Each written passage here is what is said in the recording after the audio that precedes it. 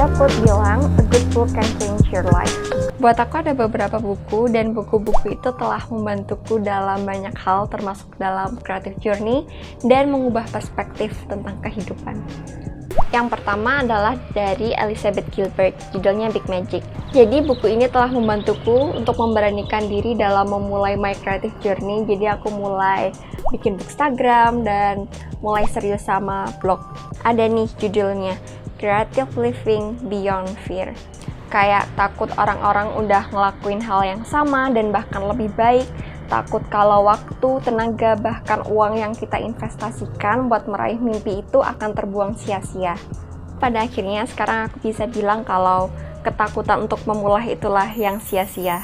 Di dalam buku ini ada satu quote yang benar-benar menghantamku. Well, yes, it probably has already been done. Most things have already been done, but they have not yet been done by you. Jadi kalau misalnya kamu tertarik berkarir di dalam dunia kreatif kayak penulis atau pelukis, desainer, this book is a great start.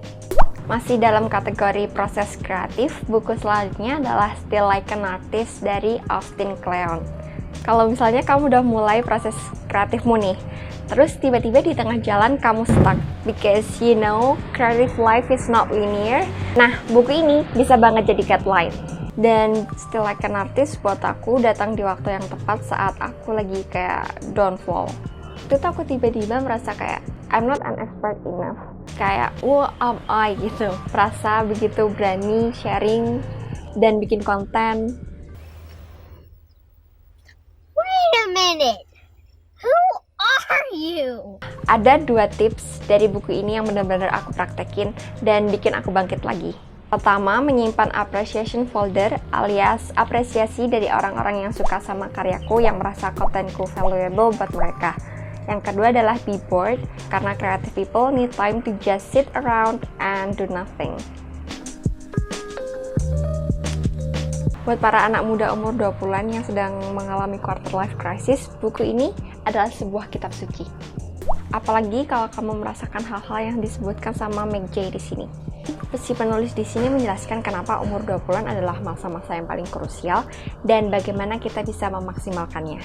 Jadi ngomongin soal karir, percintaan, dan bagaimana otak kita bekerja untuk support kita menggapai tujuan dan cita-cita. Yang paling aku suka di sini adalah fakta bahwa Meg Jay ini seorang psikolog dan dia membackup bukunya sama berbagai penelitian ilmiah dan real life experiences dari para kliennya.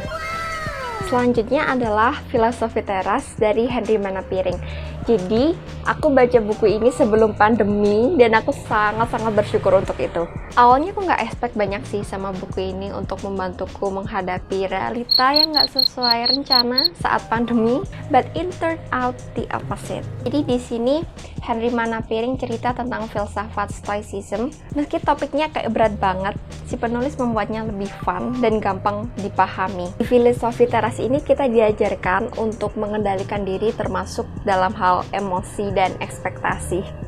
Teori pengendalian ini mengajari kita buat fokus sama hal-hal yang bisa kita kendalikan kayak keinginan kita, opini kita, dan tindakan kita sendiri. Dan gak terlalu baper atau pusing sama hal-hal yang di luar kendali kayak opini orang lain, kondisi saat kita lahir, sampai indeks saham yang naik turun. Itulah 4 buku pengembangan diri yang udah mengubah hidupku, super recommended dan mungkin bisa mengubah hidupmu juga. Terima kasih banyak udah nonton, semoga insightful buat kamu and I'll see you next time. Bye!